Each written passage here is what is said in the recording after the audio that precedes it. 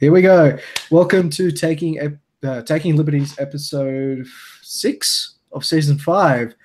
Today we have a little bit of a different show. We've got Nicola joining us from Nicola. I forgot which state you're from. WA. That's right, best Australia. Replacing Lee, I guess. And yes. We've got Zeev joining us from Melbourne as usual. Greetings. Representing the Socialist People's Republic of Victoria. Yes, comrade.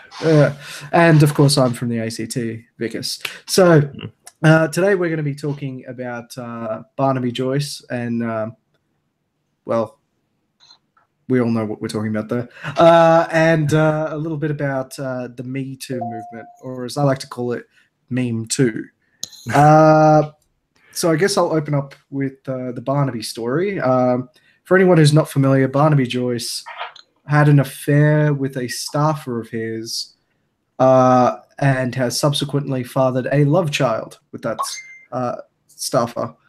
And we are now looking at new rules being introduced to Parliament to prevent ministerial staffers and parliamentarians getting it on. So we like to call it the no bonking rule. Right. I guess I'll talk to you guys to to give your opinions on this. Well, shall I start?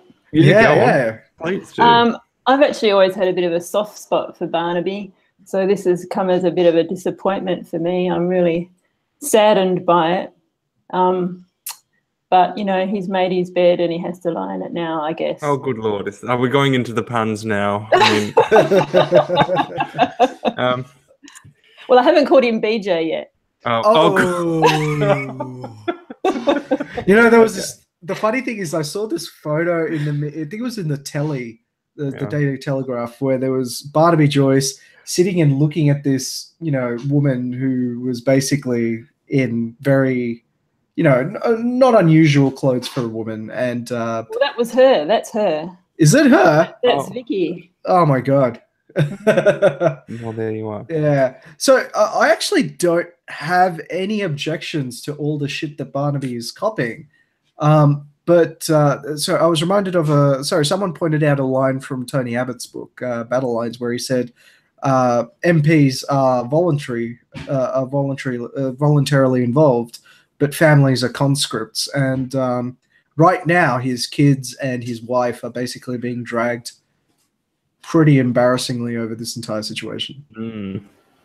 And I guess, I think a lot of what's happened in terms of the media coverage is, well, it's happened, and I guess that's part of public life. It's not very fair on any of the people involved. Personally, you know, his affair and all of that, I see it as none of my business. The only part I think that really irks me a little is the fact that he's moved this lady around various offices at taxpayer expense. And that really draws back to the fact that apparently, not apparently, but actually, staffers are no longer permitted to be partners or spouses or what have you of MPs.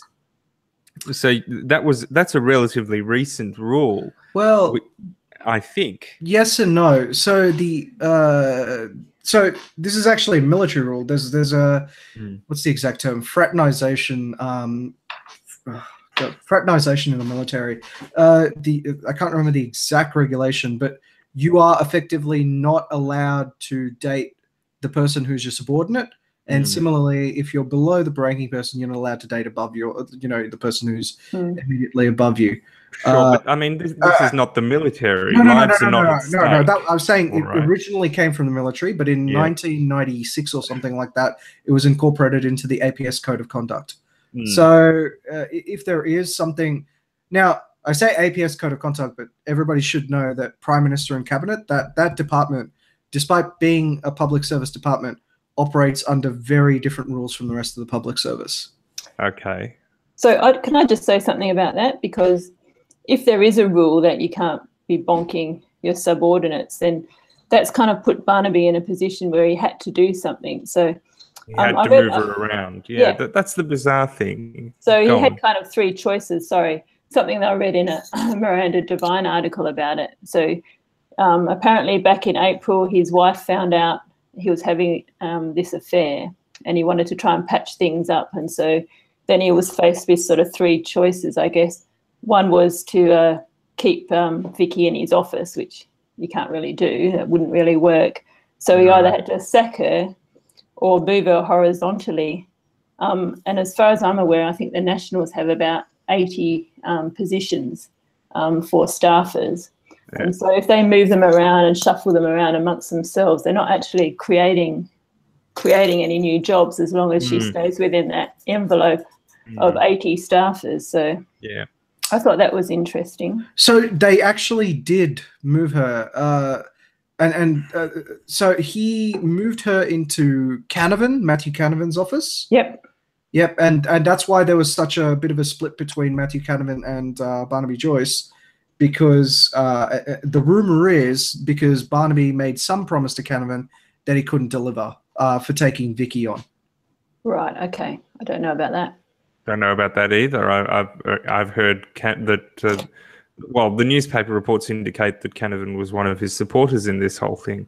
But leaving the kind of minutiae of the rumor mill aside for a moment, I mean, is the treatment he's getting at the moment fair? I mean, this new ministerial code, no bonking, so to speak. Any stuff. I think that's a bit extraordinary for, I mean, a politician's office. It's a knee-jerk reaction.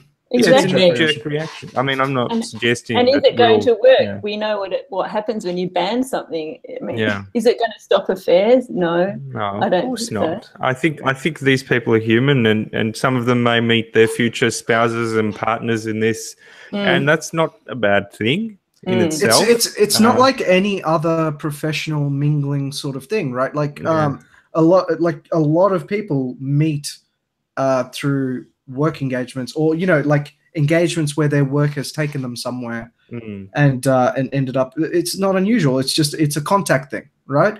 Yeah. But the thing is, what the most immediate change I can think of in terms of behavior of what would occur is all of a sudden now, instead of them going after their staffers, what you would probably find is their staffers take up cushy government relation roles in organizations, and they end up continuing these affairs. Okay, well, possibly. I guess that's an option that could exist for some of them, but I mean, there's not that many government relation jobs out there. So there's a lot. There's a lot. It's pretty much all that's run out of Canberra. I'm not even kidding. Like literally, I guess they did find one for Mr. Dastyari, who commented that Sam Dastyari, who commented that he had to resign for much less. Oh, what rubbish! Oh, that I found that hilarious. I'm just like, hang on, you stood accused of basically leaking details about an ongoing investigation to the person who was being investigated. That's not much less than what's happened here. That is significantly more. Yeah. It's interesting though that, I mean, there are calls for Barnaby's resignation here. Oh, actually, what are they based on exactly? No, see. Okay, so go on. I don't mean resign out of Parliament, but he definitely needs to resign his cabinet posting. Go on. So the entire point of the cabinet posting, the entire the convention or so of ministers resigning from their cabinet postings is where there's a severe lack of public trust on that person. And I think, and that's not like hard and fast rules that people can follow, right? It's not like every single, oh, hey, this person had an affair, but it's not a big deal. So like case in point with Tony Burke, right? Tony Burke is one such person who had a fling with a staffer, right? But it wasn't a big deal because he didn't make such a big thing about his family. So you think that it's the fact that Barnaby Joyce went out there as the family man campaigning for same-sex marriage that has caused all of this, against rather same-sex marriage, that has caused the blowback to be as severe as it is? Yeah, pretty much. There's a clear element of hypocrisy. And look, he's kind of brought it on himself. I don't think he should resign from Parliament, but he definitely should not be anywhere near cabinet. Interesting. I'm not entirely sold. I mean, I'm not a big fan of Barnaby Joyce. I don't think I agree with most of what he says or does in Parliament. But with that being said, this is, you know, on a personal level, something appalling that he's done to his family. But on a political level, I'm not sure that amounts to hanging offence. I'm not saying it's a hanging offence. Okay, I'll let Nicola go. I was just going to say, I think I'm with Zeev on this one. I mean, if we hold our politicians all up to this kind of sort of moral, this level that they're expected to perform at, then we won't have any politicians, because we're all human beings and we all have moral failings. Well, and if it's not, that sounds like an excellent start, actually, Nicola. No politicians. Lovely. Go on. No. Yeah. But it's got nothing to do with his job and how he's conducting his job. And you know, this is just like it's just a glorious opportunity for all these political opponents to just leap on and just make it out to be worse than what it is. So I wholly agree with that concept of it. But see, here's the thing: the cabinet postings aren't based on anything to do with like how good you are at your job or how effective you are as a minister. So, like public perception of you. Yeah, it's entirely public perception. It's not just public perception. It's also a position of, in Australia at least, it's got to do with a party prestige factor, right? So it's like your level of prestige within the party, and that's why I'm just like, you're absolutely right. He hasn't done anything to warrant, you know, firing him or anything like that, but. He's become so unpopular that it's untenable. So he might lose his appeal with all those, you know, the country women that he would have appealed to before. That may actually be the case. And as Nicola points out, I mean, there may be practical reasons to let him go, and that's, I guess I don't have an issue with that, although I do think that people should perhaps reconsider this as a reason for letting him go. There are so many reasons that, you know. I would love to see the Nationals just back him on this, because there's just so much grovelling apology in public life these days. Well, the thing is, it would be a lovely change.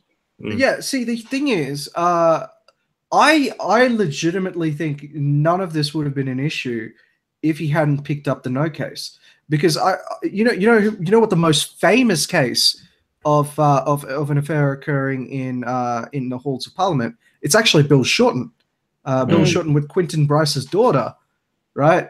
And that was a big thing that happened in 2009, and most people don't even remember it now. But it was a big thing that happened in Canberra. Like, everyone was just like, "Man, this is such a big scandal." And the reason why most people don't know about it is because the media didn't take it on as a story, because they saw it largely as a private affair.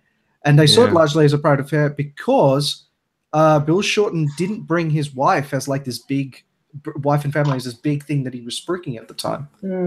But don't you think you can like stand for an ideal? Like, he stood for family values while still falling short on a personal level. I still think you can espouse. You absolutely can. No, you absolutely can. I agree with you. You can, but I think some people will nevertheless judge you for it, rightly or wrongly. And so all this comes down to then is how people are judging him, not on what he's actually done. Correct. Yeah, I will happily concede that point. And look, if someone asks, you know, is it fair that he cops this much shit and, you know, hey, Bill Shorten didn't cop as much shit, Tony Burke didn't cop as much shit, I'd go, yeah, it's not fair. But then again, that's not how life works, right? Life works by what people remember. Yeah, that's not how politics works. Now, would we like it if politics was more fair? I don't think I actually would like it, because it would be too homogeneous. Too predictable, you think? Too predictable, yeah. Okay. I guess it is entertainment, isn't it? It's effectively Hollywood for ugly people. Oh, good Lord. Hey, watch it. Is it really?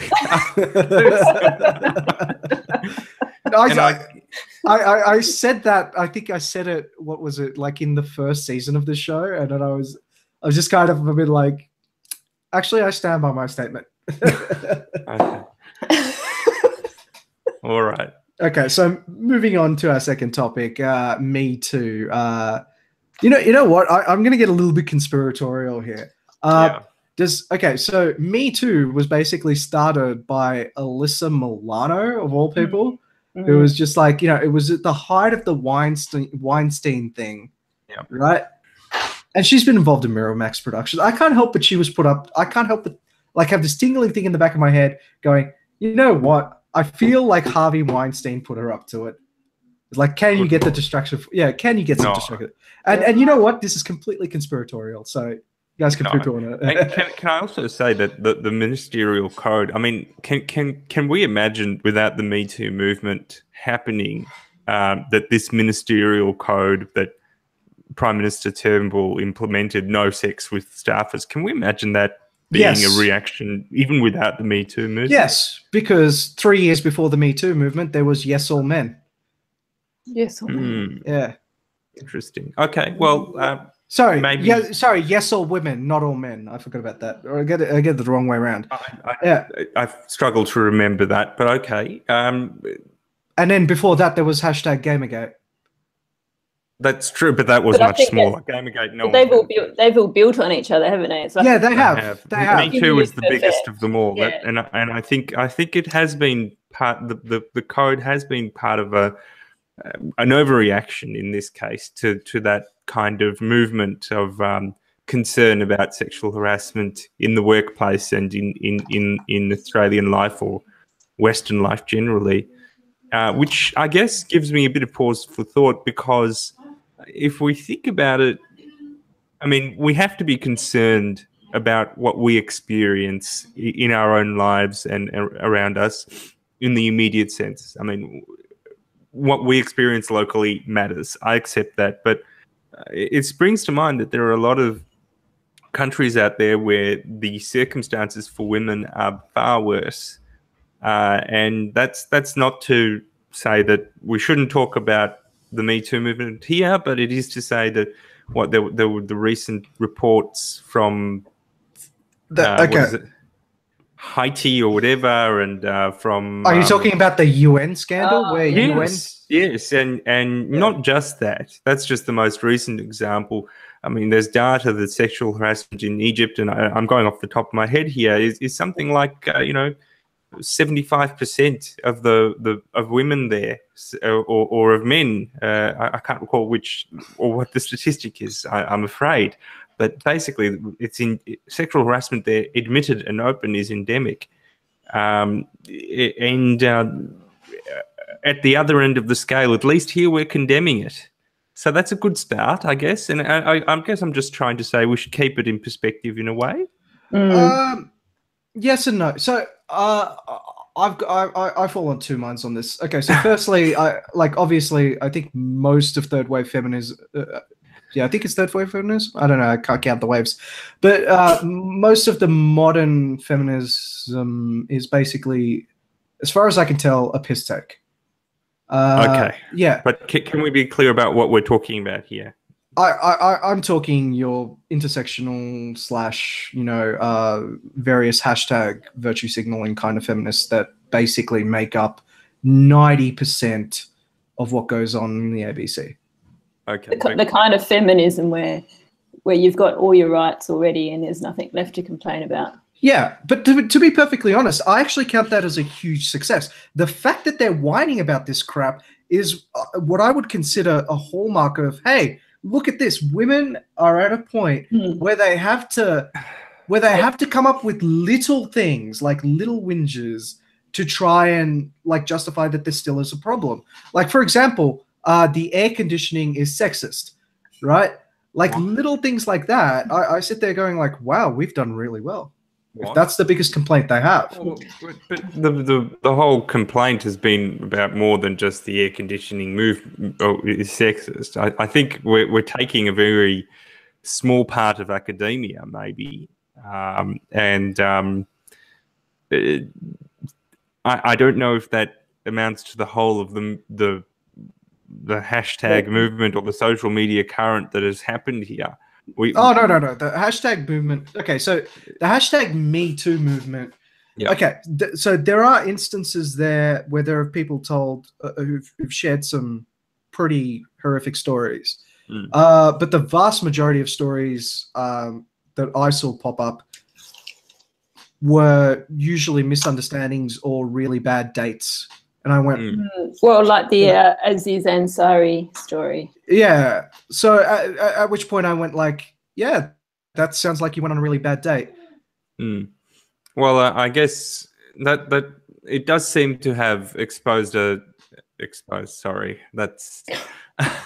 it does seem to have created a debate about where the boundaries of sexual harassment are as against non-consensual activity. I mean, where sexual harassment starts and where it finishes and so on. And I guess consent surely has to be the boundary, and you would think that when someone is unhappy with something that they would not consent to it. And the Aziz Ansari report or complaint was all about how this woman was basically saying, well, I was giving off unspoken body language that I was not into it, even as I was consenting all along, basically, to keep going. So it's a very, very mixed message that the lady there was sending, that she was not having a great time but chose to have sex anyway. I mean, that might be a bad date, as you say, because but it doesn't necessarily mean that it's non-consensual. I don't know if it. Okay, yeah. So this gets into a topic about affirmative consent. Now, I'm a huge fan of the idea of affirmative consent. I think it helps clear things out quite well between people. But here's the thing, as everyone knows, I'm a little bit on the spectrum, and that kind of thing really appeals to people on the spectrum. It's for people who have very poor social skills. Right? Okay. So So sorry, I've been interrupting Nicola this entire time. It's Nicola, okay. go for it. I think all this sort of stuff is well intentioned, but I think it doesn't take into account the way men and women tick and sexual attraction and all that stuff. So, when you've got apps like, have you heard of the Legal Fling app? What's that? Yes, I have. So basically, it's an app. So if you kind of meet someone and you're getting into it, you can quickly present them with a thing where they can swipe, and then they've legally consented. Oh wow, that's incredible. That's like I saw a skit on YouTube of not just Dave Chappelle, of the Hugh and Laurie show or something, where they're like two opposing lawyers acting for their clients, and one of them is like, "What? I would like to present this coitus agreement to you, and could you please sign, and we'll have some negotiations and send a fax and an email." That's not a joke anymore. It's becoming real, and I mean, wow, what a mood killer. Yeah, I must say. And the other thing is that I actually kind of like it, but you guys being. And then there's the dance with some light agreements. Yeah, or the dance check-ins. Yeah. You hear about that? So you ask a woman in the middle of the dance, you have to keep checking. I mean, as a woman, I'm going to say that's off-putting. Yeah. So you guys are in a real bind, because the problem is that when you like a man, you want him to pursue you, right? And you want to be able to resist a little bit, and you want them to chase you. That's the honest truth, but that only works for men that you like. Right. If you don't like them when they're doing it, then it's creepy and bad. But how are you supposed to know? Right. So I think the onus then is on the woman, that if you're not interested, you have to make that so clear it's not funny. Yeah. Which is not actually that difficult. I mean, they'll just, they just signal disinterest. Right. You can tell they don't look at you or things like that. Yeah. Right. I've got two boys. I've got two teenage boys, and I just think I'm so glad I'm not in their shoes, because how are you guys supposed to know what to do here? Well, I mean, is it really going to be any different from as it was? I think this is just maybe this is just a passing I like to phase. think so. I would love to think that that is true. Like we're going to reach peak stupidity on it. Oh, good Lord. And then come back the other way because we're all men and women and that's never going to change. But I don't care what either of you say. I'm on Legal Fling and it is fantastic. Are you on it? Are you on it? Yeah, I actually have it. I've just never. Have you used it yet? Have you used it? No one else in Canberra uses it. So it's just no one else uses it. Okay, well that's a good sign. It's useless. So if you're in Canberra, please download it. Okay, but I have to confess, I watched a rival program by the name of Q&A while we were setting up this show. And during that time, that terrible rival program, yes.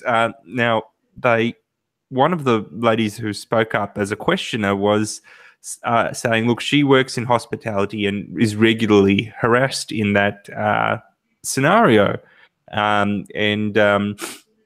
Similarly, one of the panelists spoke about being harassed as well. And these were clearly like this, at least with the panelist, she was quite explicit in saying that, look, this was about people putting their hand up her skirt and so on. This is certainly not, borderline stuff. It's just like people just doing that out of nowhere. So it does seem to still exist. And I guess it's not tolerated, though. It's not tolerated. On her account, it was tolerated. No. Okay. So I'm deeply skeptical of this because I can't tell you how many. Like just last Friday, right? I saw a guy try to touch up a chick, right? Yep. And you know what happened? He got tossed out of the fucking he got tossed out of the bar in less than 30 seconds. If anyone sees it, it is that people come down on that kind of crap like a ton of bricks. All right, but let's accept that that's the case at sometimes, which is fine and welcome and great, but it seems as if it may not always be the case. And if it is still happening in some places, and I wouldn't be surprised if it was happening in the music industry, I mean, which is where this panelist was from. She's a musician and she was actually, recording companies. I wouldn't be surprised if the culture there was still quite terrible. You know what? There's an easy way to check how left wing is that institution. That should tell every woman that your likelihood of being harassed or sexually assaulted is quite high. And I can just point to Hollywood and say, yeah, they keep saying they didn't know, but hey, it's such a left-wing institution, and they have a history of covering it up. Of course, they knew. They made jokes about it. Yeah, they knew for a long time. I don't think it's fair to say that it's a left-wing thing necessarily. I think it's Rolf Harris, Harvey Weinstein, Bill Clinton.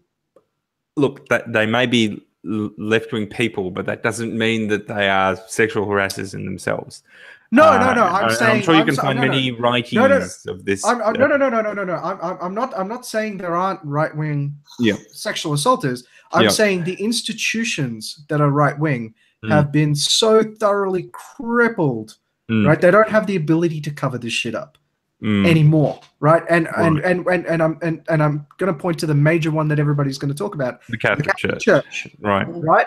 So, like there's no right-wing institution with enough power to really cover this shit up anymore.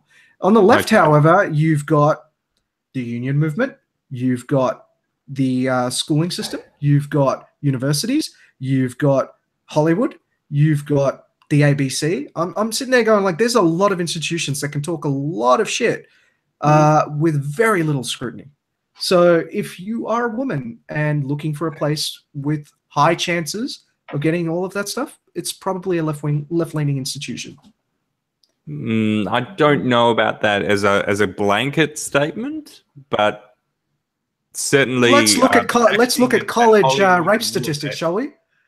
Yeah, but that doesn't mean that that's a left-wing institution. I'm just saying there's a clear pattern. They're young people, Vikas. They're young people. Put them all together. Some of them are going to be people are abusers. I mean, people are across the board. No, but we're talking about institutional abuse, and I'm saying institutional abuse tends to be left-wing these days. I don't know about that.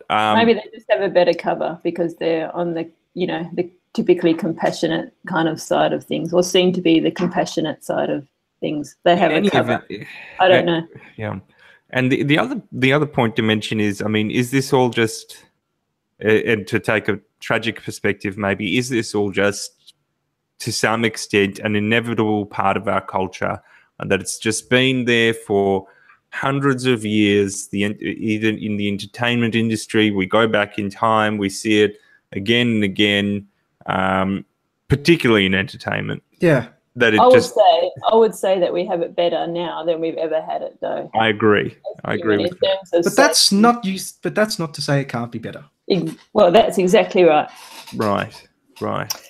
I just did want to bring up one other thing about the Me Too in terms of like unintended consequences. I was having a conversation with someone about it recently, and she was saying that lots of businessmen in the US are taking a leaf out of Mike Pence's book and refusing now to have meetings or lunches with women alone, which is like really detrimental for women in business. This is it really is. It kind of undermines it undermines their personal networks. Their autonomy. Now women are back to being a special case in the workplace. Yeah, absolutely. And it's just out of fear of accidentally, but I'll be honest, I took that page out of Mike Pence's book long before it became cool.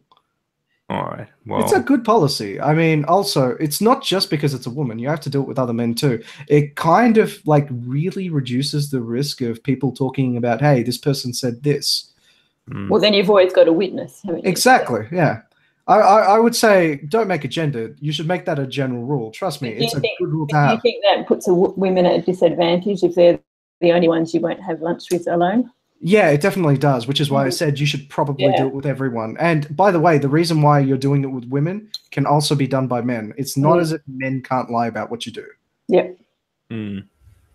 Well, I guess that's a broader comment though about, trust in the workplace and how much we should trust people, rather than a comment about women as such. So yeah, this is a libertarian show, so I'm telling you, don't trust anyone, especially the government.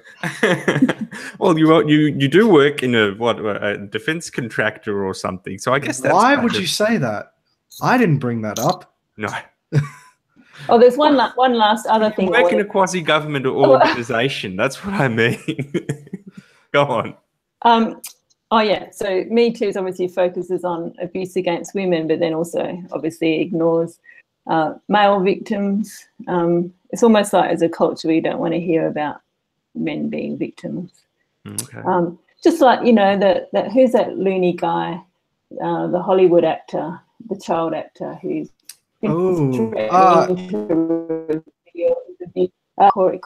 Corey Feldman. Yep. Corey Feldman. I haven't... what's wrong with him? So he was a child actor, and he had a mate, another Corey, child actor, who committed suicide. But he was like in that industry, he was saying that abuse of like young, so he was like 14 or something. That age group of boys was just rife in the industry. Yep. And he's always threatened to come up with names, but never has, because he fears for his life, he says. But he's had plenty of opportunities. Yeah, he hasn't. But he's almost treated as a joke. Oh dear. Same with Elijah Wood. Elijah Wood brought that up as well. Yeah. Yeah. So that was completely ignored, wasn't it? At the what is it, Golden Globes, or what was the thing when they had the black dresses? Oh yeah, for the Time's Up thing. Yeah. Coincidentally, they also didn't invite any of Harvey Weinstein's accusers onto that. Right. Yeah. See, this is the conspiracy theory you talked about before. Maybe they didn't want any more bad incidents there. Have you heard Rose McGowan talking about Alyssa Milano? What did she say? Well, she first came out, didn't she, about Harvey Weinstein? That's why I said that's why I said it's a like I think she did it. And then she said Alyssa Milano just completely took it off of her and ran with it, and is almost like, what do they call that? When you're kind of inside the thing, but you're trying to make it controlled resistance. Controlled opposition. Controlled opposition, yeah. Yeah. So, like you were saying, she's got connections with Harvey. And it's almost like it's a controlled Me Too movement. Well, I don't know if it's controlled in any sense. It's certainly changed the conversation away from him. Yeah. But that may not be... Rose has been pushed out. She's not... No one's listening to her anymore. She's kind of made out to be kooky and mental and... Yeah. Yes. So whether that's deliberate on Alyssa Milano's part or just a genuine complaint from her about being sexually harassed, which strikes me as far more likely, because why would anyone put themselves through this to divert attention? It just doesn't strike me. Apparently she's married to the guy who runs that Actors, it's ACE, Actors something. Okay, it's a group. But doesn't quite offer a motivation to do this. No. So I don't think there's sufficient evidence to say that. Well, hang on. Firstly, you're right. This is all a conspiracy. However, I get really annoyed when people say, "Why would you put yourself through all of this?" Because the thing is, if you actually look at the statistics in the States, something like 2% of all rape cases that are presented, 2% of sexual assault cases actually result in a conviction. But closer to 5%, I think it was like 4.65% or something like that, closer to 5% end up where the person's actually acquitted because the person was lying. There are almost twice as many acquittals of sexual assault cases as there are actual convictions of sexual assault cases. The number of people who lie about it is actually quite large. Well, that may be, Vikas, but also bear in mind that there's a lot of uncertainty in these cases. And what people genuinely believe can sometimes not be correct. Let's put it that way. Even though they genuinely believe it. Sure, which is why I didn't focus on the 92% of cases which don't result in a conviction. Right? I'm talking about specifically a section. That's a very large figure. I can't imagine that. I mean, they said all cases brought forward, so that includes the ones that they chuck out for lack of evidence. Oh, but that's like, because a lot of cases don't reach trial. Bear in mind, first of all, not a lot of people just accept a plea bargain. And a lot of people, the plea bargain ones would be included in the convicted count. But it's notoriously hard to get a conviction, isn't it? Yes, it is. Because beyond reasonable doubt. Yeah. It is, but I have to say this trial data really stands at odds with what I've seen of trial data generally. I haven't looked at the specific trial data for sex offences. Yeah, you better post a link, Vikas. Yeah, I was going to say. So, ironically, an Australian YouTuber actually linked to it. So, a guy called Bearing actually had the he had the content from a guy who used to work for the ACLU. But so let me find the episode anyway. I'll link it at the end. So this brings up the other kind of aspect of that Just Believe Women campaign as well, which I can understand why and where it comes from, because it's so hard to get a conviction, but it's very dangerous. It's almost like people haven't read To Kill a Mockingbird. Yeah, Just Believe Women. I mean, that's problematic. That is absolutely right. But let's have a look at. I've just noticed a report. So it depends how you frame the data.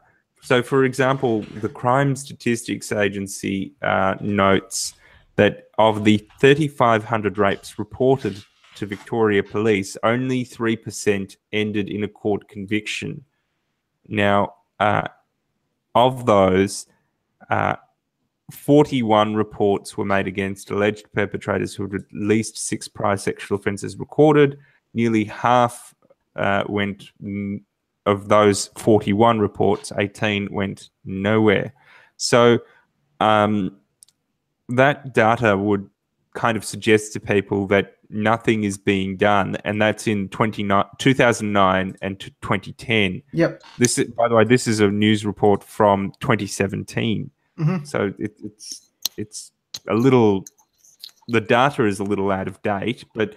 Still, I mean, it suggests that nothing happens, but the convictions being recorded, that's where's that? Oh, this was now that sorry. It looks. Go on, sorry, Vikas. Sorry, the stuff I was citing was from Bearing's video, which is about US statistics. Okay, well, it does seem as if there's at least somewhat similar data here in Australia. Yep. But again, you have to, I think, bear in mind that a lot of the time the police may choose not to prosecute simply because there's insufficient evidence. Yep. And that doesn't mean that the cases they take to trial are the ones that are losing at trial. The trial data is that most trials, from what I've seen in Australia, the trial data is most trials end in a conviction. If they think they have the evidence there to pursue it that far, they tend to win. Yeah, they don't win all the time, but they tend to win. Sure, but the claim is that I guess they were talking about in comparison to all. But you're making a broader comment about how, as a whole in society, of the reports that are out there, a substantial minority of them, 5%, you say, are false. Is that right? No, I said 4.5. Sorry, I said 4.65. 4.65. Yeah, because that was the one from the video. Okay. Are people where the cases are basically siding with the alleged perpetrator? Mm. Yeah, so they say, like, that person was technically in the right. They were telling the truth. So it's where the plaintiff has completely lied. Well, it's not necessarily a finding that the plaintiff has completely lied. Yeah, I would tell you that much. The fact that the court has sided with the accused, it does not mean that the plaintiff has completely lied. Yeah, there may be genuine reasons why the plaintiff's evidence is unreliable. For example, if they're drunk. Yeah. If the complainant, the victim, whatever, a drunk complainant / victim, you've got a prosecution case in danger right there. They may still bring it. I've seen them do it before, but that's a prosecution case in danger. That's just one example. All right. Sorry, I was just going to say, I've got the actual link here now. Okay. Yeah, it says the vast majority of perpetrators will not go to jail or prison. I'll link it to you. Anyway, we can continue talking about this or go to something else. Yep. Yeah. Okay. So the actual source is from Rain, which is. I see. Yeah. Well, let's take a look at that for a moment then. Redirecting you to. Oh, I see. It's redirecting. The vast majority of perpetrators will not go to jail or prison. Oh, I see. But this is a different thing. Okay. So say on this. You see, if you look at this data that they're pointing to, first of all, there's the reports that lead to arrest. I mean, not everyone gets arrested, and some of those people may not be arrested because they've left the jurisdiction. Yeah. That's one, or just haven't been found. Next up, cases get referred to prosecutors. That means that they're reasonably strong.